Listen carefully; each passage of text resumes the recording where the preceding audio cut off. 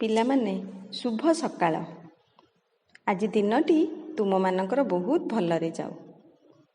ମୁଁ ଆଜି ତୁମମାନଙ୍କୁ ଗୋଟିଏ ଗପ କହିବାକୁ ଯାଉଛି। ଗପଟିର ନାଁ ହେଲା ହଂସଟି କାହାର। ରାଜା ଶୁଦ୍ଧୋଧନଙ୍କର ଦୁଇ ପୁତ୍ର ଥିଲେ। ବଡ଼ ପୁଅର ନାମ ଗୌତମ, ସାନ ପୁଅର ନାମ ଦେବଦତ୍ତ।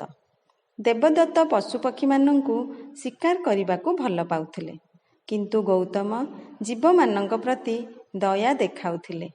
ରାଜାଙ୍କର ବଡ଼ ଫୁଲ ବଗିଚାଟିଏ ଥିଲା। ସେଥିରେ ଅନେକ ରଙ୍ଗର ସୁବାସିତ ଫୁଲ ଫୁଟୁଥିଲା। ଗୌତମ ସେହି ବଗିଚାରେ ବହୁତ ସମୟ ଧରି ବସୁଥିଲେ।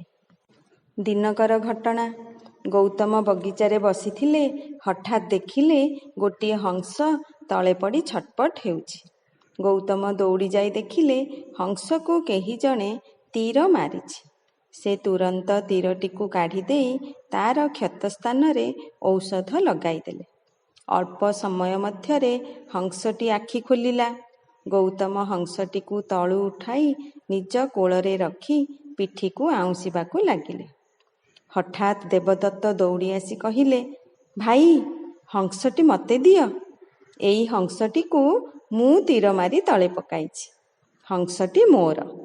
ଗୌତମ ହଂସକୁ ଦେବା ପାଇଁ ମନା କଲେ। ହଂସଟି ପାଇଁ ଦୁଇ ଭାଇଙ୍କ ମଧ୍ୟରେ ଝଗଡ଼ା ହେଲା। ଦେବଦତ୍ତ ରାଜାଙ୍କ ପାଖକୁ ଯାଇ ସମସ୍ତ କଥା କହିଲେ।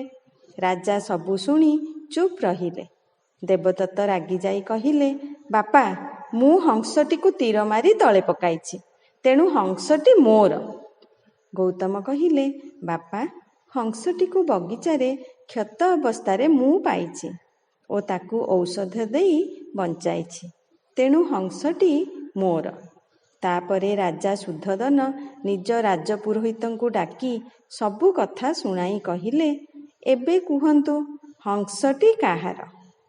ରାଜପୁରୋହିତ କହିଲେ, ହଂସଟି ଗୌତମଙ୍କର।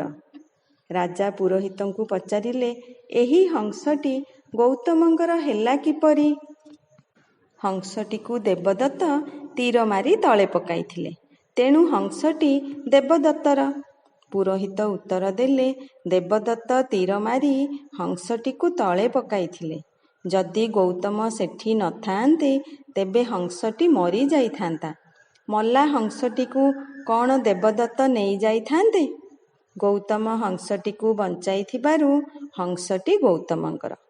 ଗୌତମ ହଂସଟିକୁ ନେଇ ମନ ଖୁସିରେ ଘରକୁ ଫେରିଲେ।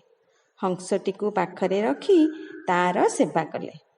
ଆଚ୍ଛା ପିଲାମାନେ, ତମେ ତ ଗୌତମଙ୍କ ବିଷୟରେ ଶୁଣିଥିବ। ସେ ଜୀବମାନଙ୍କ ପ୍ରତି ବହୁତ ଦୟାଭାବ ରଖନ୍ତି। ଆମେ ମଧ୍ୟ ଠିକ୍ ସେଇଭଳି ଜୀବମାନଙ୍କ ପ୍ରତି ଦୟାଭାବ ପୋଷଣ କରିବା। କୌଣସି ଜୀବକୁ କେବେ ହେଲେ ମାରିବା ନାହିଁ କିମ୍ବା ହିଂସା ଆଚରଣ କରିବା ନାହିଁ। ସବୁବେଳେ ତମ ଚାରିପାଖରେ ଯେଉଁ ଜୀବଜନ୍ତୁ ଅଛନ୍ତି, ସେମାନଙ୍କ ପ୍ରତି ଦୟାଭାବ ପୋଷଣ କରିବ। ମନେ ରଖ, ମାରିବା ଲୋକଠୁ ତାରିବା ଲୋକ ହେଉଛି ବଡ଼।